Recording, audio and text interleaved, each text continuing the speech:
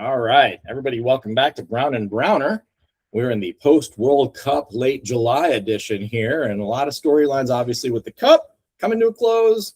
We got British Open golf highlights, and then the Open. The Open Championship, and a lot more topics. But let's kick it off with the biggest news, obviously, the World Cup. Congratulations, Spain, obviously. España. Yes, España. I'm glad that it happened. We'll talk about all sorts of different storylines throughout the World Cup, including, what we think is probably match fixing and everything else in between, and corruption by FIFA and God knows what else. And then, of course, everything that happened in the final itself. That said, let's kick it off with the final. What were your thoughts? My thoughts were, first, the team that I picked at the beginning of this Cup won the World Cup. Yep. And the thing that I have to say, and I wish I would have bet on it a little heavier, the thing I have to say is this: it proves that the team can overcome the individual. Even though they have Yamal and all of that, Yamal was not the star, right? But the team itself was. Yep. I have to say they played a little bit of the old school Italy ball with a lot of defense, more so than offense, but they were attacking. And if you look at the disparity, I don't even think Argentina actually got a shot on goal. 2 shots all game. 2 shots, 2 clean shots. That's what they registered. So that's really stifling. And I give Spain all of the credit. They were attacking. That goalie for Argentina, I got to give him applause because what he stopped, like 11 shots or something. Emi Martinez was a great goalie throughout the entire tournament, no questions asked. And we'll get into some of the awards that were handed out at the end of the tournament too, in terms of like goalkeeper. And they gave that to one of the Spain goalkeeper. And I'm like, that's fine. But I think Emi was the star of the show in terms of goalie. Honestly, I wouldn't even give it to either one. You know who I give it to? Vozinha, because he stopped both those teams.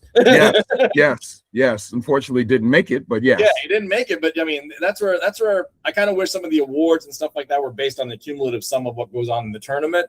I mean, goalkeeper, like I said, I'm in favor of Vozinha or even Emiliano Martinez. Should have gotten either one. No question. I take either one of those. I'm sorry, and we could talk about it a little more, maybe go into the detail of the actual game, but the goalie for Spain didn't have to goalie. No, I could have played goalie for Spain. That's what I'm saying. What did he stop? The man had a clean sheet without having to touch a ball. He gave up 1 goal, but how many shots on goal did he have to stop? Real shots, not something where somebody just. Well, that's credit to the defense. That defense was elite. That's correct. Elite. That's what should have been the award. The best defense collectively should have been Spain. The best goaltender collectively should have been Spain's defense. And like you said, it wasn't Olazabal. It wasn't Yamin Lamal. It was their midfielders and, frankly, their old man. Give it to him. Put it all together. Now, if I were to give a man of the match award, technically, the guy that created the most opportunities, it's Nico Williams. I think Nico Williams was the baller of the match. I mean, he didn't, obviously, like, again, no goals or anything like that. The man was setting up his team left, right, and center, playing hard. They were getting quality chances. Yeah. No, I loved how fierce and competitive Spain came out to play. And honestly, they didn't abandon their brand of ball. That's the thing. They played like they played the entire tournament, and they carried themselves forward in defense first and attack and get the ball. Simple as that. Well, I give Spain a lot of credit for having this coach come in, for being able to really build a team. Angle it. Yep. Spain is supposed to be one of these world powers in soccer, right? And how many times they won the World Cup? 1 prior to this one? 10, yeah. So I to see them do what they've done and now created a team and a team culture that I feel will last over the next 2-3 World Cups. Absolutely. I think that's a great thing for Spain. Give the coach all of the credit, give a management all of the credit for being able to rebuild what Spain should always be, and that was the style of soccer that they were playing. One, I'll come off of that and say, don't be surprised if another title's gained in about 15 years with Lamal's brother. Are they going to have a picture of him with like that little kid? That little kid is special. I think I saw like a TikTok or something. How old is he? Like 7, 10? He'd barely be 6 years old, probably. Okay, yeah, and he like was dribbling through like 3 kids. Crowd. They had him dribbling around after the field. I mean, this kid's special. So I'd love to see that. I did love the fact that I don't know how that happened. He won a lottery. Yamal was in a baby. Yeah, that's another piece. In the picture with maybe they get another lottery. Great. Yeah, exactly. But you know the thing that I was really surprised with, I guess, looking at this game more so than some of the others, is how dominant Spain was against the number 2 team in the world. They look dominant in this game. They look dominant in the semifinals against France. I mean, at the end of the day, they controlled the field to where France couldn't get the ball into the offensive slot over to Mbappe and everyone else, if you think about it, which was very impressive to watch. Quick transition. Let's talk about the third place game, because I thought that was the game of the tournament. It was and it wasn't. I mean, part of that, I love the fact that England showed up for that game. Should have shown up for the game before that. Yeah, exactly. I do think that, what was the final score? 6-4. England was 4-0. I feel like 4-0, they just sort of put it on cruise control. And I sort of felt like, and I was happy for it because I got tired of the messy, over the hyperbole and all of that, is Mbappe got the most goals in the tournament. So I was happy to see that. But I didn't watch the game a whole lot because it didn't have any meaning. I'm sorry, third place is not where people are really concerned with. It was good for the sport, for the entertainment value, because of the 10 goals, which I thought was great. It was a great way to cap off at least a third place game like that. Honestly, it makes me disrespect England even more because they almost blew the game, if you think about it. They almost blew that game, which was surprising, but they pulled it out in the end. And 10 goals, that's probably the highest. It's the highest total ever in any game this World Cup. The previous total was 9. So no, it's not 10 goals, highest total ever. An entertaining game. In terms of the in terms of the Golden Boot, I mean, because it's a meaningless game. I mean, great that Mbappe got as many goals as he did. I mean, I kind of consider it a meaningless award unless you win the title. That's what I am. I would have to agree with that. 30 years from now, am I going to remember who won the cup or who won Golden Boot? Who had the most goals during that World Cup? Exactly. And I 100% agree.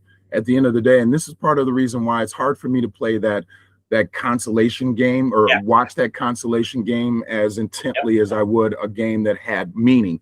Because, and not that it didn't have meaning, finishing third is still finishing third, but at the end of the day, I mean, it's the losers bracket, isn't it? It is. And honestly, it exposed everything that we saw in the final. Spain came through the tougher part of the bracket. Yes, they did. Beat the better teams all the way through, and you knew that was coming into the final, basically. Argentina had looked pedestrian throughout the entire tournament. We've said it here. And got lucky. And some fortunate calls. From some letdowns from other teams like England, basically.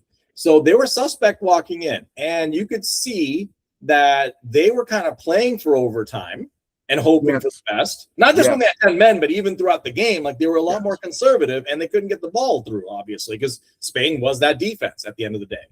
But when you have to play to try to extend a game, you're in trouble. Boo. That's why Italy didn't even make the World Cup, because that's what they play.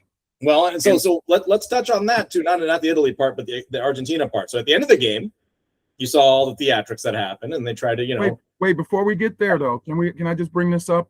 You mentioned something that I think was key to the game. I think the game was still 0-0 at the time. It went regulation. I forgot his name. I had it up. I forgot it. He committed a foul that was unnecessary. Got his second yellow card and ended up getting kicked out of the game. And how long was it after that Spain scored? Yeah, it wasn't too much often. Yeah, like I think it was foul happened at like 92, and then the goal was at 93 or something like that. Yeah. As important a game and given the game situation where you were in the game, knowing that you can't afford to get a penalty because you could get kicked out or get a yellow card. What the hell was he thinking? Yeah. No, and that goes a little bit to being strategic. I mean, at the end of the day, this was a physical game, which I thought was good. Every game that Argentina played was physical, almost to, I would say, dirty physical. Yeah, exactly. And a lot of that got exposed at the end of what happened, with the altercation and stuff like that at the end of the day. Yeah, that was going to be the lead up. And actually, Argentina had a chance to tie the game almost at the end of the game. Guy kicks it over the crossbar. Yeah. I looked at it. I'm like, you had a shot. I mean, he had a clear shot and he just hit it. The moment was too big for him. Whereas the same shot was available for Spain. The guy buried it. Guy buries it. Yep, exactly. But that said, at the end of the game, now you're coming off as sore losers because you're sitting there trying to start an altercation with the team that won. You're one of your players goes and grabs the shirt of one of the coaches from Spain. I mean, all this stuff. And then meanwhile, if you watch the bigger pan out picture that's been going all over the media, Lamine Yamal praying to the gods, on the field, like he should, and the rest of the team getting assaulted by the Argentinians. Very pathetic move by the Argentine team. And frankly, that's what's going to be kind of remembered here is the lack of class in this action. Bingo. Yeah. That's the word. When you win with class. Yes. When you guys were getting all of those calls that looked suspect throughout the fucking whole tournament, for you to then turn around when you lose in the final and start becoming, and you played bully ball throughout the tournament and got the benefit of the doubt on all of these calls. And now you lose, and this is what you do? Exactly. To me, it's a zero class. Yeah, it's a tarnishment against what they've accomplished. And more importantly, I'm going to be talking more about that than the fact that Messi played in arguably maybe his last World Cup. We don't know yet, obviously. But I think he's going to be back for 2030, personally. I think he's going to be back only because it's held in Spain. I think it's going to have some meaning for him. He'll come off as one of those guys that either he will be a starter at the age of 43, maybe, or he'll play the role of like Lukaku and come off the bench. And Lukaku was very effective in that role. He was very effective in that role this tournament. That was one of the standout stories for the World Cup for me, is the fact that guy could just come in and be a machine. And for those people who don't know, the reason the importance here from it being in Spain is that Messi actually should have been on the Spanish team. Yeah, exactly. Yep, the background and everything else, and that's what makes it interesting. So no, I think that would be interesting for him to actually go back to his home town and be able to play soccer in the World Cup. Yeah, no, I think he'll be back for sure. So I'm not worried about that. But country, I should say. Yeah, for this country. But no, that said, I mean, look at the end of the game. I mean, Spain, world class all the way through, but then gets assaulted by Argentina. That's what I'm going to kind of remember it for. Now they've got an investigation going, blah, blah, blah, blah, blah. Whatever. Yeah. Fine. But at the end of the day, was this a great World Cup? Yeah, I think it was a really good World Cup for all fans, all sport, for this country. But I don't think it's going to have a lasting effect in this country. I think it's still going to be rated the number 5th sport in this country, as far as I'm concerned. Well, I went to the World Cup when it was here last. Yeah. And what was the groundswell behind that? What actually happened? Where were the roots? What happened? I mean, America still sucks. The women team, excellent. The guys team, not so much. Yeah. They were overhyped. That was the other thing, to see all these commercials and they bring out, the old guy, Mike Fradioni or whatever, I forgot his name, from the Olympic team. Yeah. Oh, miracles can happen. They were overhyping America, which we do best and probably better than any company is overhype everything. I think it was pretty cool that it was held in 3 different countries. Yep. That was pretty cool. Yep. Across the North American continent. So I thought that was pretty cool. Yep. The fact that all 3 of the hosts made it past the group stage, I thought was pretty cool. So there were a lot of good things about this. Here's one black eye that seems to be a constant with international sporting committees. Sure. The IOC being the head. Yep. This felt like a little corruption. This was like it was set up, as you mentioned earlier, for Argentina to be successful. Yep. And more so than anything else, sports are here. Yep. Politics are here. Yep. For heads of state, whichever state they were, country, to be able to access the president of the committee, to have a conversation, to have what may appears that they overturn that call against America, to have the guy reinstated to play against Belgium. I'm sorry, I call BS on that.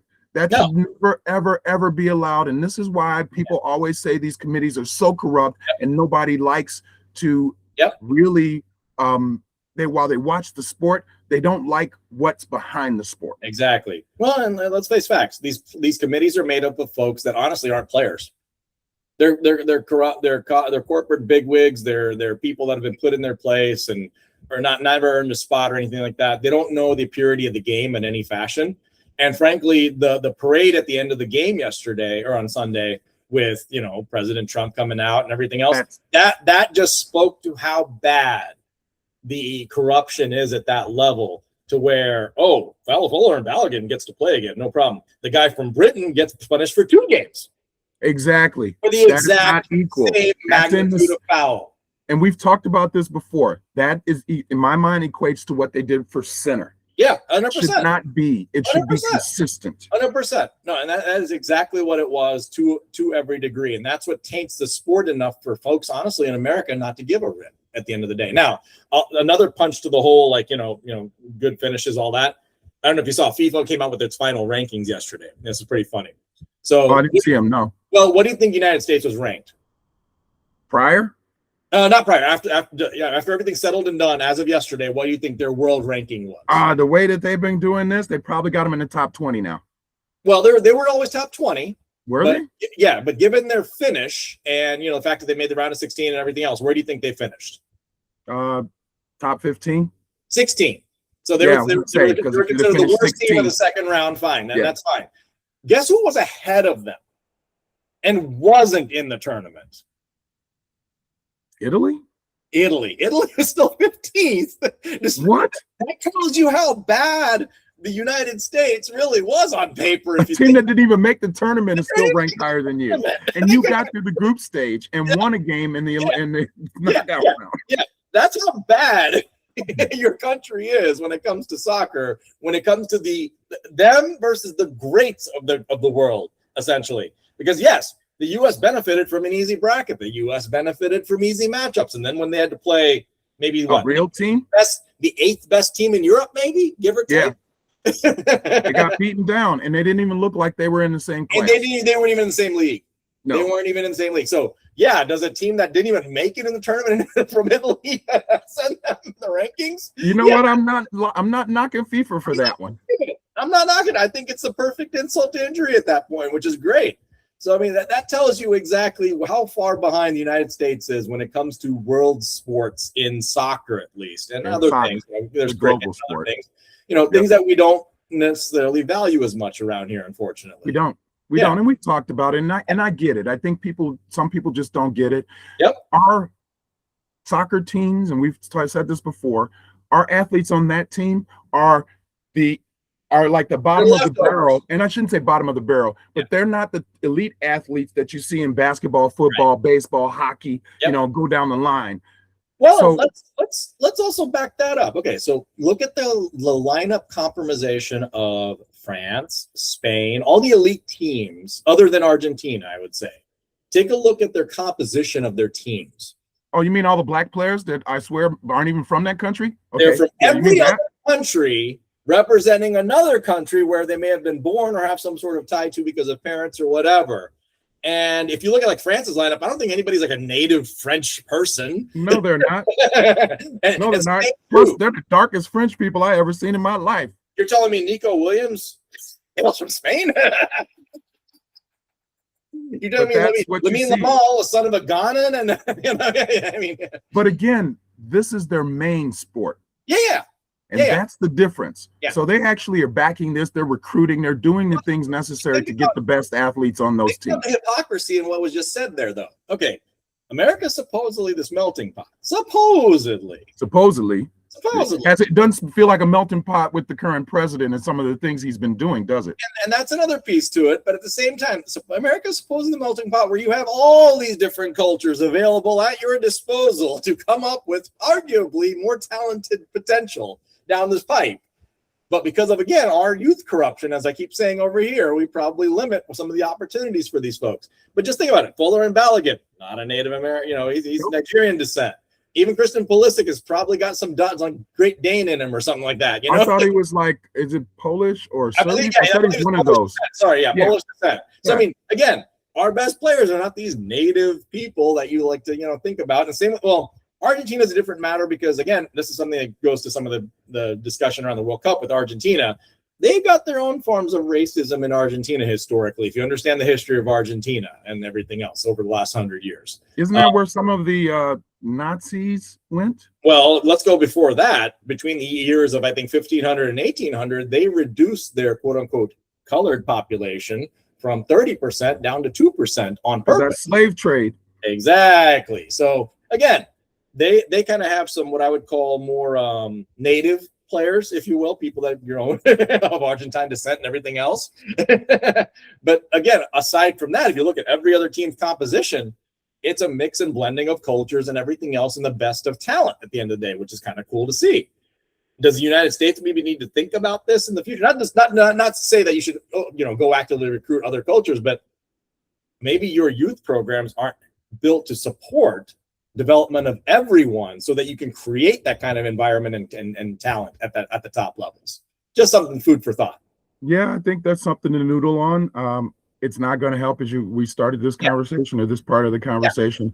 It's not going to make our team better. It's not going to get us to be a world force in soccer. Your best I think soccer, because it's an afterthought here as a sport, isn't ever going to be there. It just won't. Yeah. One of the things I did want to point out before we sort of move on to talk about some interesting events or interesting results from the Open is I want to hail at first, was some criticism of expanding the field. Yeah. One of the things I did notice, Africa really stood out, and they had some exceptional teams into the elimination rounds. I tell you what, I'm going to be paying attention next time around to the Africa Cup in 2 years. I want to check it out too. Unbelievable to watch. There was some amazing talent on those African teams, and quite frankly, this is just my opinion, not saying it's right or wrong, but I'm not the only one thinking this. Especially Egypt. There were Cape Verde. I feel like there were some calls in these games that, had they have just been called consistently on both sides of the fence for both teams, Argentina would have never even made it close to the final. I think we should have seen Cabo Verde, Egypt. Dare I say? I mean, at the very least, one of those teams would have beaten Argentina, especially Egypt, because we talked about Egypt that. Egypt beat them, but they didn't win the game. Yeah, Egypt beat them. Not to get that confused with. Let me think about the coach who did this. I forget which coach did this in the NBA playoffs, but he said, we played better than them, even though they lost the game. It's like, no, you're actually wrong. You lost the game. But in this case, I think they were robbed. And the African teams, as you mentioned, watch the African Cup, watch some of these teams, because they will be back. And I think that you might start to see more and more of these teams rise within these tournaments, the World Cup, etc. I'll leave soccer on one note before we move to the Open.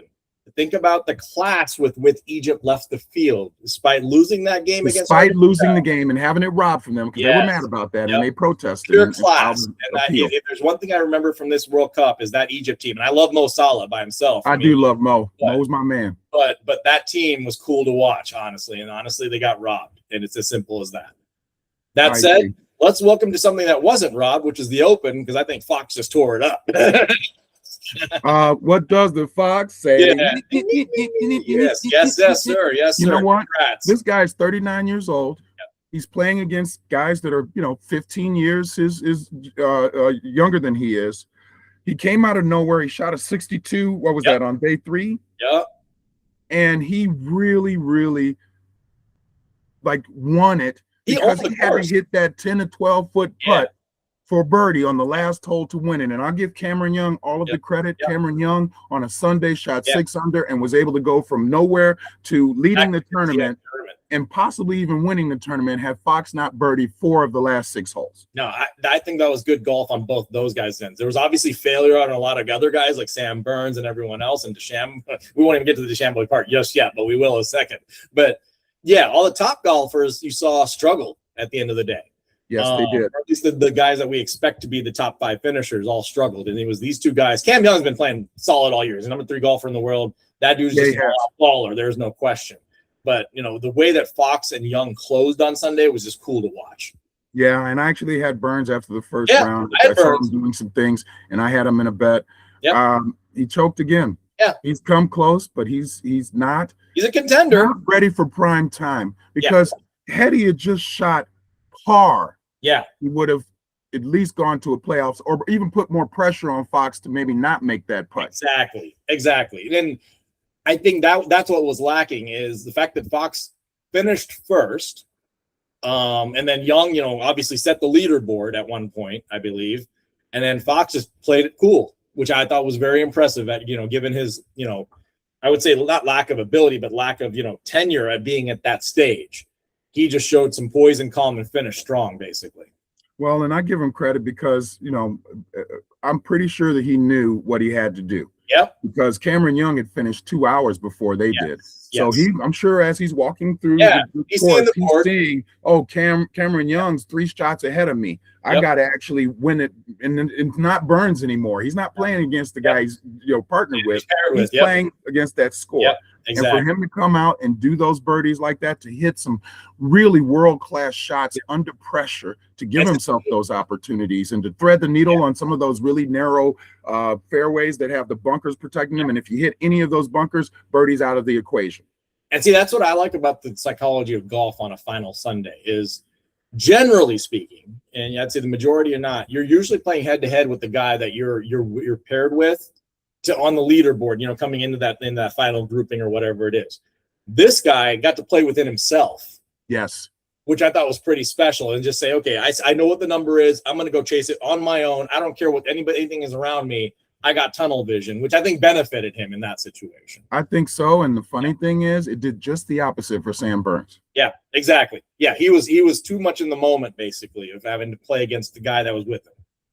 Well, and he's known as one of the best putters on tour. Yeah. And he didn't do anything when it counted the most. Yep. And even at the very end, it might not have mattered. He had a chance to make a putt. He had a chance to actually make a shot, which, coming into 18, had he been like Fox and put it within 10, 15. Yeah, he would have had a chance. Yeah. So, it's just like he's going to be one of those people with all of the talent who hasn't won a major. He's going to be up there with Cameron Young and a couple of other people. But see, I think those guys will get a major. Unlike, and I'll transition this to that DeChambeau guy. I think he's done. Well, before we get to DeChambeau, let's make him last because I know we're going to be closing out soon. Scheffler has shown some consistency.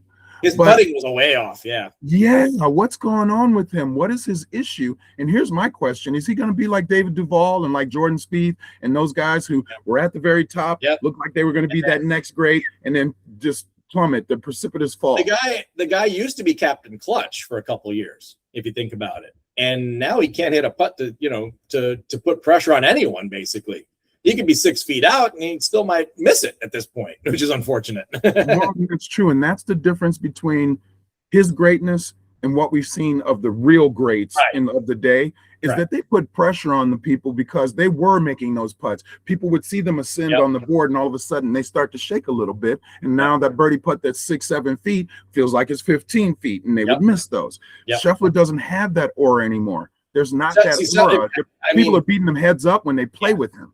I got to pull up the stats, but think about, I saw quite a few opportunities for him to birdie on the green, and the guy just flat out missed. And it was so many missed chances for that guy. And at some point that gets you in your head as a player. Yeah, I think so. So I think it makes me wonder, I'll put this out there. Will he continue to play, or is he going to sit back and enjoy sort of the spoils of his, his ascension? And become a father and want to do that more? Well, crazy part is he's still young. And again, I think the perfect analogy you just made is he's Jordan Spieth right now, who had a couple majors, and then all of a sudden you've seen this precipitous dip. Spieth is exactly that way right now, where he's never a contender. He's a guy that's kind of in the middle of the pack, just moving around, whatever. Dustin Johnson, even though he's at LIV, middle of the pack, not there. At one point, these guys were balling. There was no question, but you just don't see that anymore. At any point. Well, okay, now let's talk about DeChambeau. Yep. First, let's just go back for those who don't know. He was penalized 2 shots after his second round, third round? Yes. For basically giving himself an advantage by stomping the grass down. Yep. And the replay clearly showed he was violating it. Yep. He was violating it. Yeah. And then there was, and I don't know if this was by him or somebody else, because sometimes you just hear things and you think it's the person, but maybe it's not. Yeah. Did he actually threaten not to play the rest of the tournament?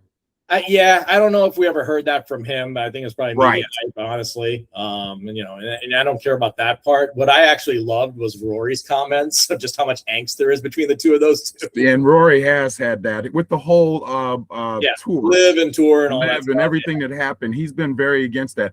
Talk about some of his comments, because honestly, I did not see that interview. The Rory comments? I did not see it. Basically said I don't really have respect for this guy, and frankly, he violated it. Call it like it is. And then you know what? I did see part of it, and he said he was sitting in the lounge with other players, and they all agreed that he actually committed the penalty. Yep.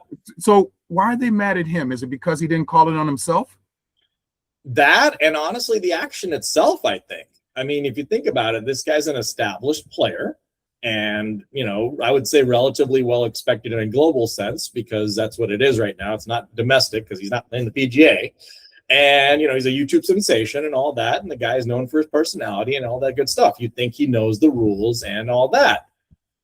You would think common sense would prevail. The guy was sitting, I think, what, 5 under at that point, if I'm not mistaken. He was sitting pretty decent in the leaderboard.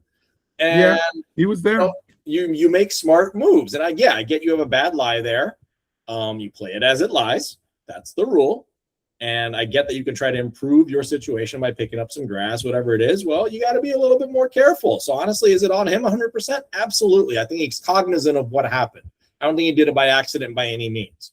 You know, and for the fact that every single person in the locker room or whatever it was that Rory said called him out for it. Yeah. I mean, it's as simple as that. Own up to it and move forward instead of being a crybaby about it and trying to pout and go out on the official and everything else and try to explain and all the other stupid shit. Yeah, I would agree with that. If for me, my thought was, and I remember talking about this on the golf course Sunday. Yeah. I would have liked to see him take that. Think about what this would have meant for him. If he would have taken that, himself?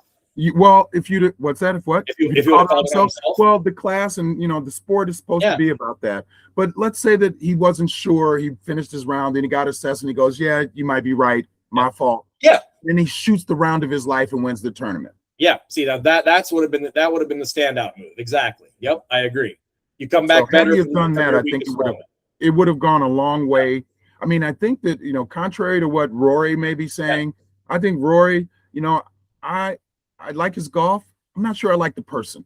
No, Rory doesn't seem like the guy I'd be friends with, honestly. Not at all. He doesn't strike me as that warm and fuzzy guy in the locker room you're buddy with at the end of the day. That's the reason I think he doesn't probably have many friends on the tour, honestly. I was going to say, I'm not sure a lot of people like Rory, and I'm not blaming him for what he said, because what he said wasn't wrong. Right. I think he's taking more of his personal angst, Bryson, and using that moment to express those. Fan the flames a little bit. Yeah. You know what? Don't be a hater. Yep. Don't be a hater. Hey, guess what, Rory? You didn't show up either. Yeah, Rory didn't show up either. Rory didn't show up at all. And I'm not the biggest Bryce DeChambeau fan. Yeah. I have to say, though, one of the things that he does that I don't see many or any other pro do, or not many pros do, he actually engages with the crowd. He does. He engages with the crowd during the match. Yep. He's not waiting until afterwards. And you see how they walk through the line. They might shake a couple hands, and then he actually is going in and shaking hands and interacting with the crowd. And you know that's good for golf. See, it's good for golf. And honestly, I think that's what makes him respectable in my eyes, at least as a golfer, because he enjoys the game, interacts with the crowd. He is that. He's not actually a showman. Obviously, he's trying to win. He's not going for 14 jackets or any 14 wins or 14 Grand Slams. He's just going out there to compete and have fun, which I love. I mean, I think that's the kind of personality that golf needs, honestly. Yeah, Rory, you might want to take a hint from him and actually do that when you're on the course. People like you because you're Rory McIlroy and you're good, but why don't you actually interact with the public a little bit more and do something like that? Because for the people that are there who spend all the money and walk the grounds and do all of that stuff, that's what they're there for. So if you're not giving them that, it's great that they can clap you up and you win the tournament. But at the end of the day, that would be the experience that they could go home and cherish for the rest of their life. Yep, 100% agree. So no credit there, absolutely, to DeChambeau's personality and everything. So I hope he overcomes that. Hopefully, it improves over down the road. It was an unfortunate situation, and I think the media blew it up a little bit more than it probably should have been, honestly, which is typical. Because I mean, I'm sorry, it's the Open. What else? What other excitement?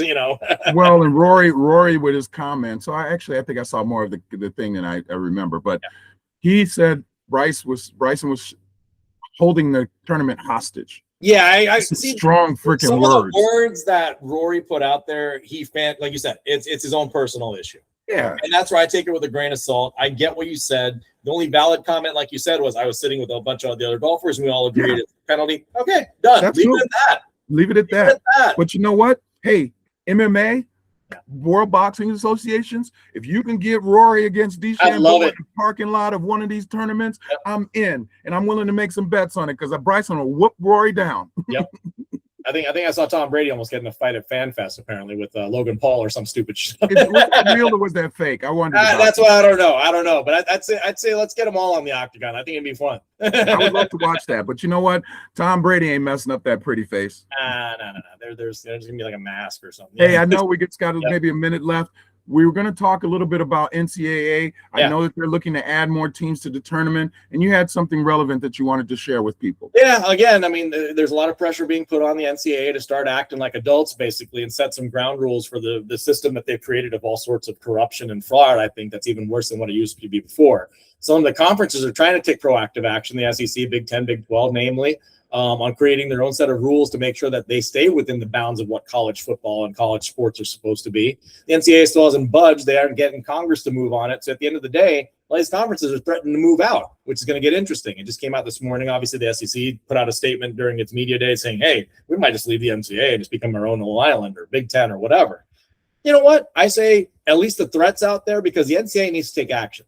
There is way too much corruption in the system still. I think it's worse than what was before, even before NIL was brought in, honestly. Which is saying something. Which is saying something. It was pretty bad before. The fact that you got players that are, 10 years beyond their age of college playing in sports still is just another joke. This whole, idea of red shirting and all the other stupid rules that cause you to be 28 and still in college as a freshman don't make any sense to me whatsoever. And frankly, it's hurting the livelihood of college sports, and because it doesn't allow the same opportunities for high school kids to get to the next level in any fashion. They're taking that spot. Exactly. They're taking that spot. So something's got to be done to fix it. I don't think it needs to come from political action. I think it needs to come from the NCAA itself. It's going to prove that it's not a corrupt organization. That's as simple as that. Well, and we talked about two corrupt organizations, the IOC and what we have for FIFA. Yeah, why not NCAA? And the thing that bothers me is this. Colleges are supposed to be learning institutions. Yep. And they've become corporations, billion-dollar corporations that weren't even going to share any of the money, use the lame excuse, and I know people agree with this, I don't, that you take a kid from the ghetto, put him in college, he has no education, but yet you put him in college and you push him through so you can make $1 billion off his name and he gets this much out of it. And don't tell me that the scholarship that's worth whatever, depending on what school you had, $200,000 means anything to that kid because he just graduated because you pushed him through. Once he gets out, he can't even spell his name. Get out of here. So this is supposed to be a learning institution. Now they've turned into corporations, billion-dollar corporations, basically each one of these colleges. And to me, they're using the leverage against the NCAA, but I sort of hate all of it. I'm not a fan of any of it because at the end of the day, nobody gives a shit about the person that you're supposed to care the most about, which is the student. Well, and I'll leave it at this. Stop using the word student athlete. Yeah. Just stop using it. Yep. I don't want to hear it in society anymore because it doesn't exist. I agree. With the advent of NIL, it does not exist. Simple. They're just athletes that you're using to make money.